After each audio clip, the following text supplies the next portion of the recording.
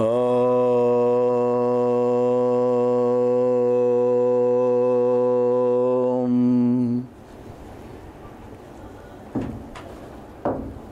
వక్రతుండ మహాకాయ కోటి సూర్య సమప్రభ నిర్విఘ్నం కురు మే దేవ సర్వకార్యేషు సర్వదా శరదిందు వికాస మందహాసాం స్ఫురదిందీవరలోచనాభిరామాం అరవింద సమాన సుందరాశ్యాం అరవిందాసన సుందరీముపాసే. అజ్ఞానతిమిరాంధస్య జ్ఞానాంజనశలాకయా చక్షురున్మీలితం యేన తస్మై శ్రీగురవే నమః.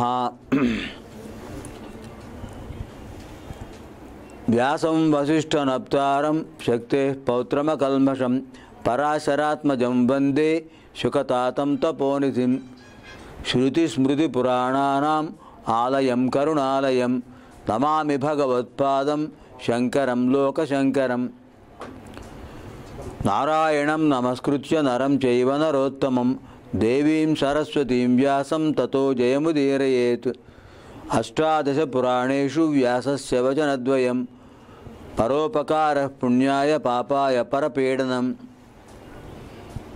మద్వయం భద్వయం చైవ భ్రత్రయం వచతుష్టయం అనాపలింగకూస్కాని పురాణాని పృథక్ పృథక్.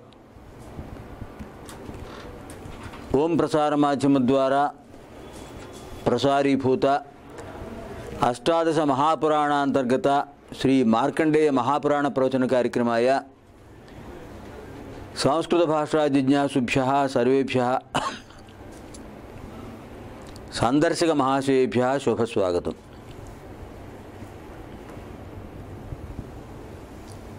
కేయూరాణి న భూషయంతి పురుషం హారాన చంద్రోజ్వలాః న స్నానం న విలేపనం న కుసుమం నాలంకృతా మూర్ధజాః. వాణ్యేకా సమలంకరోతి పురుషం వ్యాసంస్కృతా ధార్యతే. క్షీయంతేఖిలభూషణాని సతతం వాగ్భూషణం భూషణం. పఠామి సంస్కృతం నిత్యం వదామి సంస్కృతం సదా ధ్యాయామి సంస్కృతం సమ్యక్ వందే సంస్కృతమాతరం. పఠామి సంస్కృతం నిత్యం. కహ అహం. రోజు సంస్కృతం చదువుతాను. ఎవరు? నేను. ఎవరికి వాళ్ళు అహం అనుకుంటే సంకల్పం చెప్పుకున్నట్టు అవుతుంది. పఠామి సంస్కృతం నిత్యం అహం.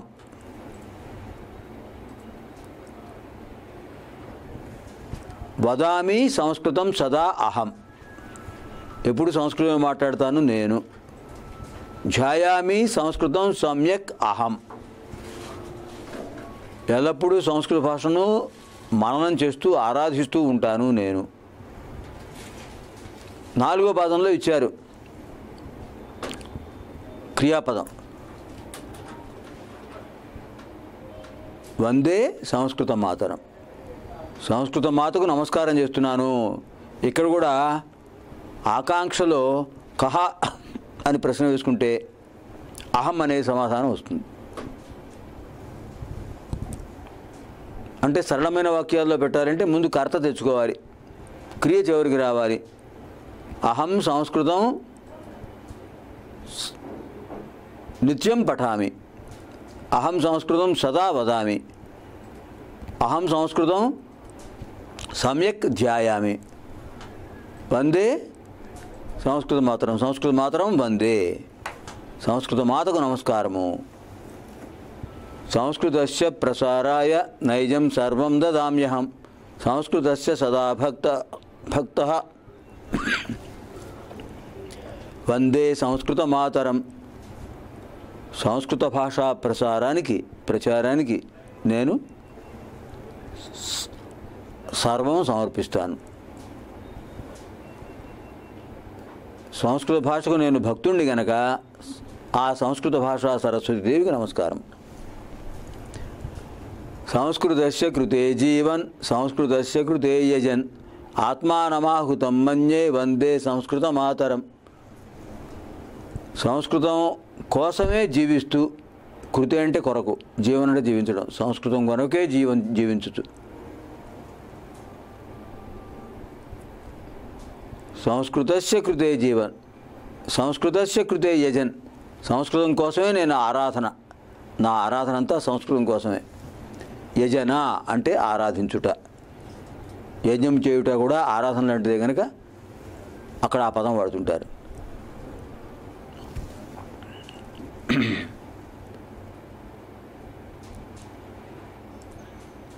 సంస్కృతస్య కృతే జీవన్ సంస్కృతస్య కృతే యజన్ ఆత్మానమాహుతం మన్యే. నన్ను నేను సమర్పించుకుంటున్నాను, ఆహుతి చేసుకుంటున్నాను ఆ సంస్కృత భాషా సరస్వతి మతల్లికి. వందే సంస్కృత మాతరం. ఇంకా సంస్కృత భాషకు ఆద్యులైనటువంటి మునిత్రయం ఉన్నారు. ఒకరు వ్యాకరణం రాస్తే, వ్యాకరణ సూత్రాలు రాస్తే, మరొకరు దానికి భాష్యం రాశారు, వ్యాకరణ మహాభాష్యం. మహాభాష్యం అనేది వ్యాకరణానికి మాత్రమే చెప్తారు, అన్నిటికీ చెప్పరు. భగవద్గీతకు భాష్యం ఉంది అంటారు తప్ప మహాభాష్యం అనరు. మహాభాష్యం అంటే గొప్పదైన వ్యాఖ్యానం కేవలం వ్యాకరణ శాస్త్రానికి, అంటే పతంజలి మహాభాష్యం అంటారు. ఇంకా సంస్కృత సూత్రాలను, పాణిని మహర్షి రాసిన సంస్కృత సూత్రాలను, పతంజలి మహర్షి రాసిన సంస్కృత వ్యాఖ్యానాన్ని జోడిస్తూ రెండింటిని అధ్యయనం చేసుకుంటూ ఈ విషయాన్నంతటినీ కూడా సరళమైన సంస్కృత వార్తికాలు అంటే వాక్యాలు, వివరణ వాక్యాలు, ఆ వివరణ వాక్యాల్లో మనకు అందించినటువంటి వార్తికకారుడు వరరుచి మహర్షికి కూడా నమస్కారం. నృత్తావసానే నటరాజరాజ ననాదఢక్కాం నవపంచవారం ఉద్ధర్తుగామ సనకాది సిద్ధాన్ ఏతద్విమర్శే శివసూత్రజాలం. నృత్తావసాన నటరాజరాజ నృత్తావసానే నటరాజరాజ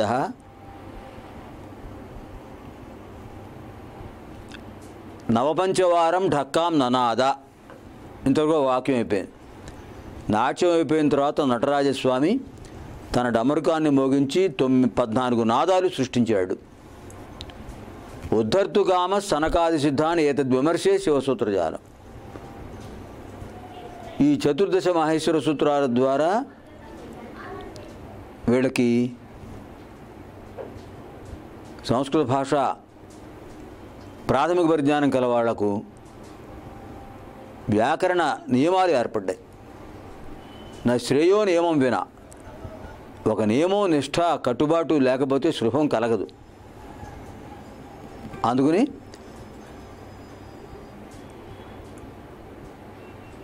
ఇక్కడ శ్రేయస్సు కలగాలి అనే అభిప్రాయంతో వాళ్ళందరూ కూడా దేవతారాధన ప్రారంభించారు. శ్రేయస్సు దేవతారాధన వల్లనే వస్తుంది. ప్రత్యేకంగా మనకు అక్షర సమామ్నాయాన్ని అందించిన నటరాజస్వామి యొక్క ఆరాధన మరీ ముఖ్యం.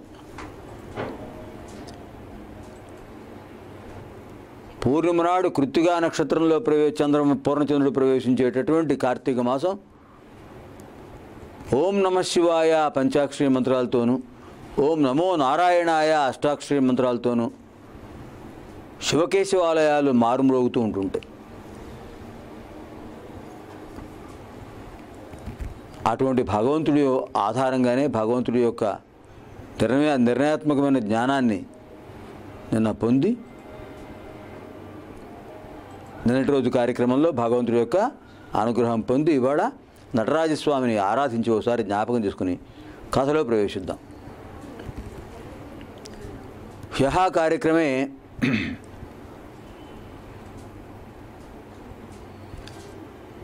సగుణోపాసనా విధి నిర్గుణోపాసనా విధానాయ మార్గదర్శకం భవతి ఇత్యేతద్విషయం విదితం. అద్య తత్పరిశిష్టాంశः అధ్యేతవ్యः. నిన్నటి రోజున సగుణోపాసన నిర్గుణోపాసన ఎలా దారితీస్తుందనే విషయం తెలుసుకున్నాం. ఇప్పుడు సగుణోపాసన నిర్గుణోపాసన భావాల్లో ఆ భావ వ్యక్తీకరణలో సుమతి మహామతికి ఏం చెప్పాడు అనే విషయం చూద్దాం. గుణం అంటే ఆకారం, సగుణోపాసన అంటే ఆకారముతో కూడిన భగవంతుణ్ణి అర్చించటం, ఆరాధించటం, సేవించటం. 33 రూపాల్లో దేవతా రూపాల్లో ఏదైనా మనం ఆశ్రయించవచ్చు, ఆవాహన చేయొచ్చు. కనుక సగుణోపాసన మొదట వ్రతాలు, దీక్షలు, నోములు వీటి ద్వారా సత్యనారాయణ స్వామి వ్రతం చేస్తున్నాం. చతుర్భుజుడైన సత్యనారాయణ స్వామి, కింద నారదుడు, అటుపక్కన వామభాగంలో లక్ష్మీదేవి, వీళ్ళందరూ దర్శనమిచ్చారు. అటువంటి సత్యనారాయణ స్వామిని మనం ఆరాధిస్తూ, అంటే ఇది సగుణోపాసన. చతుర్భుజుడైన శ్రీ మహావిష్ణువు కనిపిస్తున్నాడు అక్కడ. సత్యమైన నారాయణ స్వరూపం కనుక సత్యనారాయణ స్వరూపం. స్కాంద పురాణంలో రేవాఖండంలో సత్యనారాయణ స్వామి వ్రత విశేషాలు బాగా చెప్పారు. వ్రత కథనం ఇంకా బాగా చెప్పారు. స్కాంద పురాణం, రేవాఖండం. నర్మదా నదికి రేవా నది అని కూడా పేరు.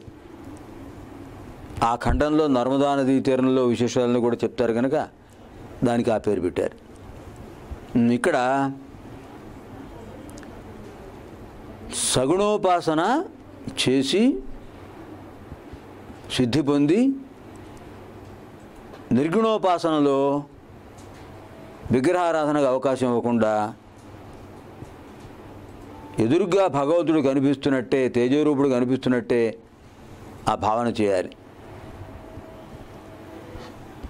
అలా చేసినట్లయితే సగుణోపాసన నిర్గుణోపాసనగా మారడానికి అవకాశం ఉంటుంది.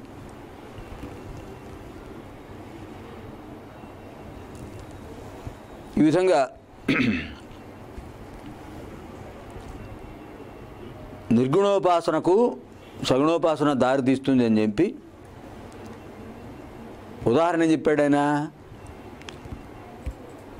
నవజాత శిశువుకి, నవజాత అంటే అప్పుడే పుట్టిన నవజాత శిశువుకి అన్నప్రాసన చేసేటప్పుడు సులభంగా జీర్ణం అవడానికి, ఆరోగ్యప్రదం అవడానికి శరీరం, అలాగే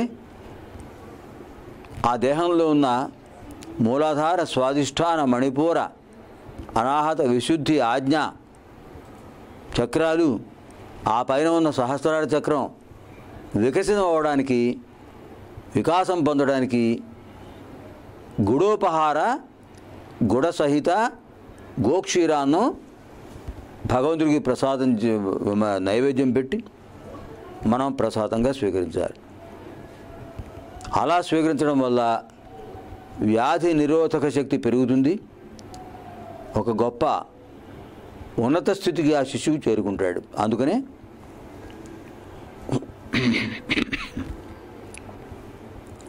గుడ సమ్మిశ్రమైన క్షీరాన్నాన్ని శిశువుకు పెట్టి క్రమక్రమంగా వాడికి పెద్దవాడయ్యే కొద్దీ అన్ని రకాల రుచులు వాడికి తెలుస్తుంటాయి కనుక వాడికి ఇష్టమైన ఆహార పదార్థాన్ని, అది ఘన పదార్థమైనా, కొంచెం కారంతో ఉన్న, తీక్ష్ణ, రోక్ష, కటు, విపాక స్థితిలో ఏదున్నా కూడా పెట్టడానికి అవకాశం ఉంటుంది. అంటే పసితనంలో శిశువుకు పెట్టేటటువంటి ఆహార క్రమం సగుణోపాసనకు నాంది అయితే, పూర్తిగా దైవానుగ్రహం పొంది సగుణోపాసనలో సిద్ధి పొంది తర్వాత ఎటువంటి ఆధారం లేకుండా కింద ఒక ఆస్తరణ వేసుకుని, ఒక చాప వేసుకుని అక్కడ కూర్చుని కళ్ళు మూసుకుని ఆ భగవంతుడి యొక్క తేజో రూపాన్ని ఆజ్ఞాచక్రంలో ధ్యానం చేసుకుంటూ జీవోత్క్రమణ చేయటం అనేటటువంటిది పరమ పవిత్రమైన కైవల్య ప్రాప్తికి ఒక నిదర్శనం, ఒక సాధనం.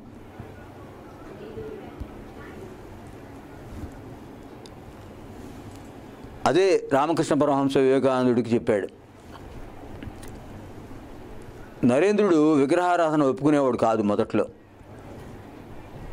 తల్లి భువనేశ్వరీదేవి, తండ్రి విశ్వనాథ దత్తు, ఈ దంపతులిద్దరు కూడా కాశీనగరానికి వెళ్ళి విశ్వేశ్వర స్వామిని గంగానదిలో స్నానం చేసి విశ్వేశ్వర స్వామిని దర్శించి, స్వామి సత్పుత్రం దేహి అని అడిగారట. వంశోద్ధారక పుత్రం దేహి అని నమస్కారం చేస్తే ఒక దివ్యమైన కరుణా కటాక్షం వారిపై ప్రసరించింది. తత్ఫలితంగా వారు కలకత్తా నగరానికి వచ్చిన తర్వాత భువనేశ్వరీదేవి గర్భవతి అయింది. నవసు మాసేషు పూర్ణేషు నరేంద్ర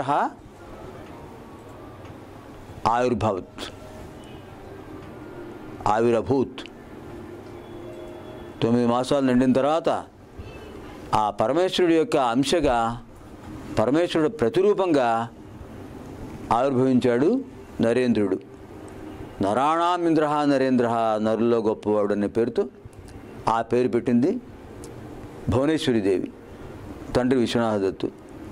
భువనేశ్వరీదేవి రామాయణ భారతాలే కాకుండా అష్టాదశ పురాణాలు చదివి అర్థం చేసుకుని వాటిలో ఉన్న విజ్ఞాన సర్వస్వం అనేటువంటి విషయాలని కూడా కొడుక్కి చెప్తూ ఉండేదిట. అంచేత నరేంద్రుడు అంత గొప్పవాడయ్యాడు. కానీ విగ్రహారాధన అతనికి ఇష్టం ఉండేది కాదు. ఆయన చదువుకున్న కళాశాల ఆంగ్ల ప్రభుత్వ నిర్వాహిత, వాడు నిర్వహించేటటువంటి పాఠశాల.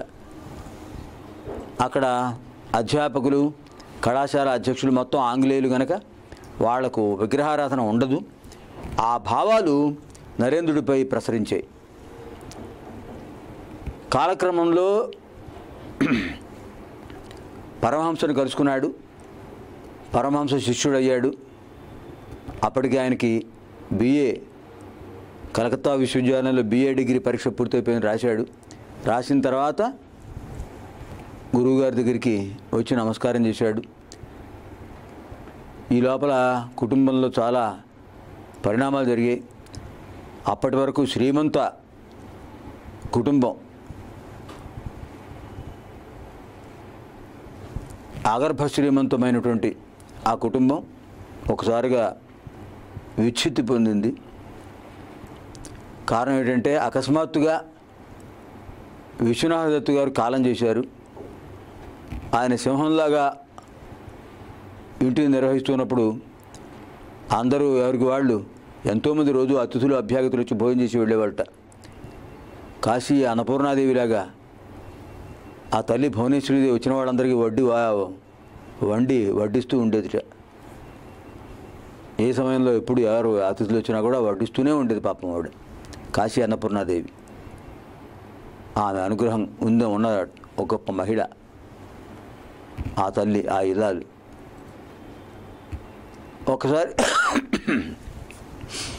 ఒక్కసారి ఆ కుటుంబ పరిస్థితి తారుమారైపోయింది. ఆ విధంగా తారుమారైనప్పుడు విశ్వనాథ దత్తు మరణించగానే ఎక్కడెక్కడి వాళ్ళు ఆయన తమ దగ్గర అప్పు చేశాడని రుణపత్రాలు ఏవో సృష్టించి న్యాయస్థానానికి వెళ్ళి వీళ్ళ ఇంటిని స్వాధీనం చేసుకున్నారు. దాంతో పాపం ఆ కుటుంబం నిలువ నీడలేక బాధపడింది. బిఏ డిగ్రీ అయిపోయింది, వెంటనే ఉద్యోగం అమరుస్తారు. అయినా ప్రయత్నం చేశాడు, పాపం దొరకలేదు. తన తల్లిని, తన తర్వాత పుట్టినటువంటి సోదరిమణులను అందరినీ పోషించాలి. తనకా ఆధారం లేదు. అయినా ధైర్యంగా పాపం నరేంద్రుడు ప్రయత్నం చేస్తూ వచ్చాడు. అప్పటికే రామకృష్ణ పరమహంస దగ్గర చాలా సన్నిహితమైన శిష్యుడిగా ఉండటం చేత ఓసారి గురువుగారి దగ్గరికి వచ్చినప్పుడు ఆయన్ని ప్రార్థించట, గురువుగారు కుటుంబ పరిస్థితి బాగలేదు, ఏ రోజుకు ఆ రోజు ఎలా గడుస్తుందా అనే స్థితిలో ఉంది, ఎక్కడైనా ఉపాధ్యాయ పదవి వస్తుందే, ఉపాధ్యాయుడిగా ఉద్యోగం వస్తుందేమో అనుకుంటే ఎవరు ఇవ్వట్లేదు, న్యాయవాదిగా న్యాయవాద విద్య నేర్చుకుందామంటే అవకాశం ఉండట్లేదు, కుటుంబ భరణం కష్టమవుతోంది, ఈ సమస్య నుండి నన్ను గట్టెక్కించండి అని అంటే అప్పుడు పరమహంస చెప్పాడు, నాయనా